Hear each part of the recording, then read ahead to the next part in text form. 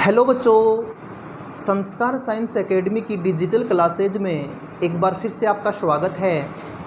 पिछली क्लास में अपन अध्ययन कर रहे थे द्वंद्व समास का दूसरा भेद समाहार द्वंद्व समास। आज अपन अध्ययन करेंगे द्वंद्व समास का अंतिम भेद एक शेष द्वंद्व समास। कौन सा? एक शेष द्वंद्व समास।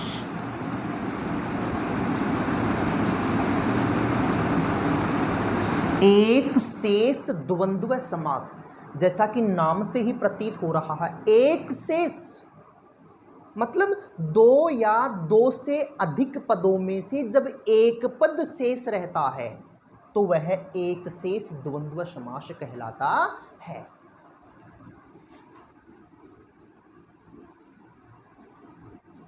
इस समास में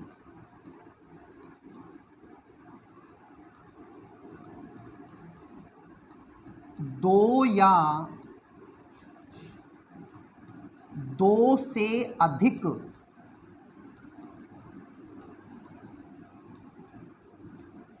पदों में से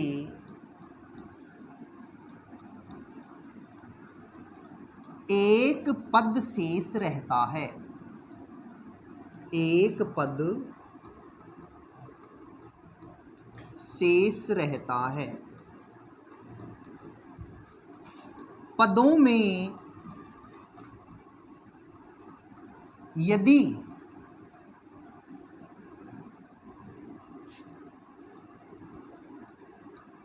पुल्लिंग और स्त्रीलिंग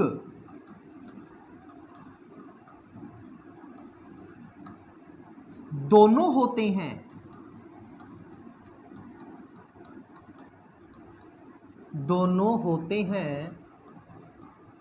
तो समस्त पद पुल्लिंग में बनता है। पुल्लिंग में बनता है। देखिए बेटे, क्या बताया मैंने कि इस समास में दो या दो से अधिक पदों में से एक पद शेष रहता है, और पदों में यदि पुल्लिंग और स्त्रीलिंग दोनों होते हैं तो समस्त पद किस में बनेगा? पुल्लिंग में बनेगा। कैसे? जैसे पितरौ, आपने इतरेतर द्वंद्व समास में एक एग्जाम्पल पढ़ा था, माता पितरौ। माता पितरौ, माता और पिता। अब यहां पर उसी एग्जाम्पल में से एक पद शेष, मतलब माता और पिता में से एक पद शेष रहा पिता। अब माता और पिता दो हैं, इसलिए पिता शब्द में मतलब पितृ शब्द का प्रथमा विभक्ति द्विवचन का रूप यहां पर लिख रखा है, पिता पितरौ। तो समास विग्रह करने के लिए अपन वही करेंगे, वही प्रथमा विभक्ति एक वचन का प्रयोग करके प्रत्येक पद के साथ में च लिखेंगे। तो अब यहाँ पर पितरौ शब्द है, तो पितरौ पुल्लिंग का रूप है, उसका स्त्रीलिंग रूप क्या होता है? माता। तो अपन यहाँ पर पहले क्या लिखेंगे? माता च पिता च इति। जैसे चटकौ, चटकौ मतलब चटकह है, मीन्स होता है नर चिड़िया। अब उसका द्विवचन का रूप चटकौ, चटकह चटकौ द्विवचन का रूप दे रखा है। तो समास विग्रह करने के लिए पहले इस नर चिड़िया का स्त्रीलिंग रूप चटका, तो पहले चटका लिखेंगे, चटका च चटकह च इति। जैसे आजौ, समास विग्रह होगा अजा च अजह च इति। यहाँ पर अजा बकरा बकरी और अजह मीन्स होता है बकरा। जैसे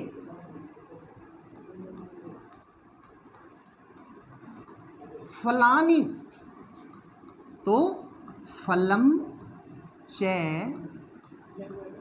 फलम च फलम च इति। यहाँ पर 3 बार फलम क्यों लिखा? क्योंकि फलों को वर्ब बताया जा रहा है और यहाँ पर फलानी, फलम, फले, फलानी बहुवचन का रूप है, इसलिए मैंने यहाँ पर 3 बार इसको लिखा है। जैसे और देखिए एग्जाम्पल, सुद्रव, सुद्रव तो समास विग्रह होगा सुद्री च सुद्रह च इति। सुद्री च सुद्रह च इति। जैसे स्वसुरौ, स्वसुरौ तो समास विग्रह होगा स्वसुरुश्च स्वसुरश्च इति। तो यहां पर देखिए बेटे 2 पद हैं, इन दोनों पदों में से एक पद शेष रह रहा है। यहां पर स्वश्रु मीन्स होता है सास और स्वसुर है मीन्स होता है ससुर। तो ससुर और सास, सास और ससुर इन 2 पदों में से एक पद शेष है और वो भी कौन सा? पुल्लिंग वाला रूप है। क्योंकि मैंने बताया था कि यदि दोनों पदों में से एक पद पुल्लिंग और एक पद स्त्रीलिंग होता है तो एक पद जो शेष रहता है वो कौन से लिंग का शेष रहेगा? पुल्लिंग का। ऐसे ही देखो सुद्री च सुद्रह च दोनों पदों में से एक पद शेष है सुद्रव, अजौ अजा च अजय च दोनों पदों में से एक पद शेष है अजौ। तो मैं एक बार इसको फिर से रिपीट कर देता हूँ, ध्यान से देखिएगा। एक शेष द्वंद्व समास नाम से ही प्रतीत हो रहा है कि इस समास में 2 पदों में से एक पद शेष रहता है, 2 पदों में से एक पद शेष रहता है। और पदों में यदि पुल्लिंग और स्त्रीलिंग दोनों होते हैं, एक पद पुल्लिंग का हो और एक पद स्त्रीलिंग का हो, तो वहाँ पर शेष कौन सा रहेगा? मतलब समस्त पद कौन से लिंग में बनेगा? पुल्लिंग में। जैसे पितरौ, यहाँ पर माता और माता च पिता च, माता स्त्रीलिंग है और पिता पुल्लिंग है, शेष कौन सा रहा? पितरौ पुल्लिंग का रूप रहा। तो ये था आपका एक शेष द्वंद्व समास। इसी के साथ में आपके पाठ्यक्रमानुसार समास का टॉपिक वो कंप्लीट हुआ। मिलते हैं अब नेक्स्ट क्लास में। धन्यवाद।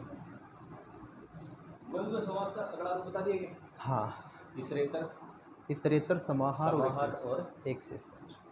तीसरा कौन सा? एक शेष पढ़ रखियो ना।